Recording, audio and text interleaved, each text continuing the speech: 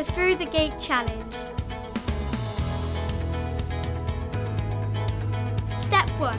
Practice your passing skills with a best friend. Make a gate using 2 objects and stand the opposite side of the gate to your partner. How many times can you pass the ball through the gate to your partner?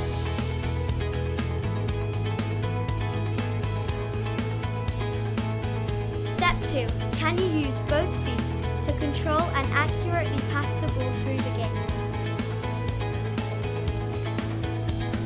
Step 3. To make it harder, make the gate smaller or move further away from the gate.